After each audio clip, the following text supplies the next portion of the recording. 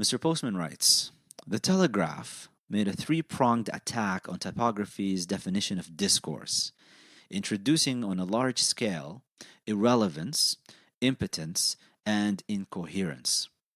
These domains of discourse were aroused by the fact that telegraphy gave a form of legitimacy to the idea of context free information. That is, to the idea that the value of information need not be tied to any function it might serve in social and political decision making and action, but may attach merely to its novelty, interest, and curiosity. The telegraph made information into a commodity, a thing that could be bought and sold irrespective of its uses or meaning. The abundant flow of information had very little or nothing to do with those to whom it was addressed. That is, with any social or intellectual context in which their lives were embedded. Coleridge's famous line about water everywhere without a drop to drink may serve as a metaphor of a decontextualized information environment. In a sea of information, there was very little of it to use. A man in Maine and a man in Texas could converse, but not about anything either of them knew or cared very much about. The telegraph may have made the country into one neighborhood, but it was a peculiar one, populated by strangers who knew nothing but the most superficial facts about each other. Since we live today in just such a neighborhood, now sometimes called a global village, you may get a sense of what is meant by context-free information by asking yourself the following questions.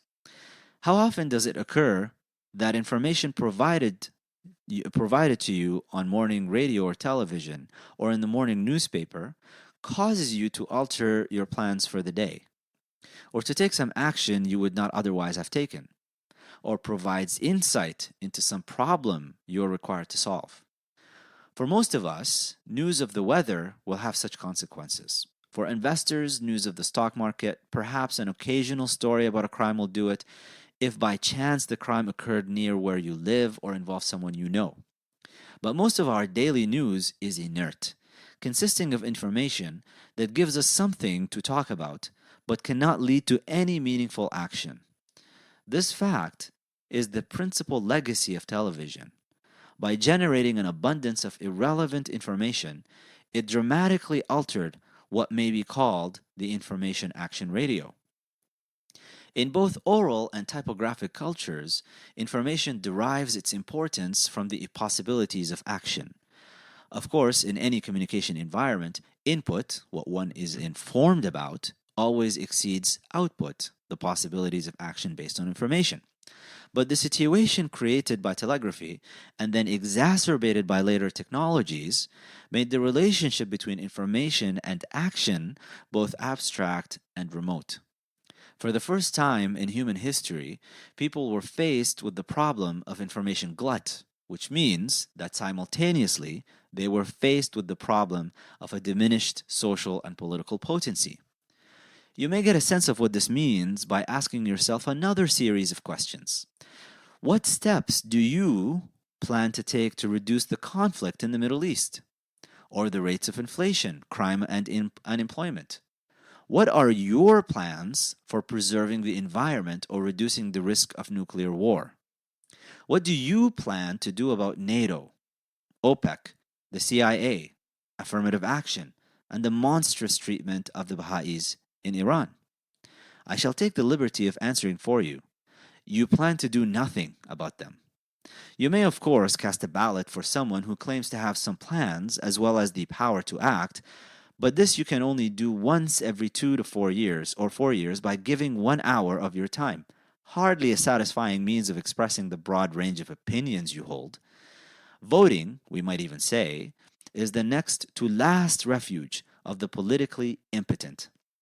The last refuge is, of course, giving your opinion to a pollster, who will get a version of it through a desiccated question and then will submerge it into a Niagara of similar opinions and convert them into what else?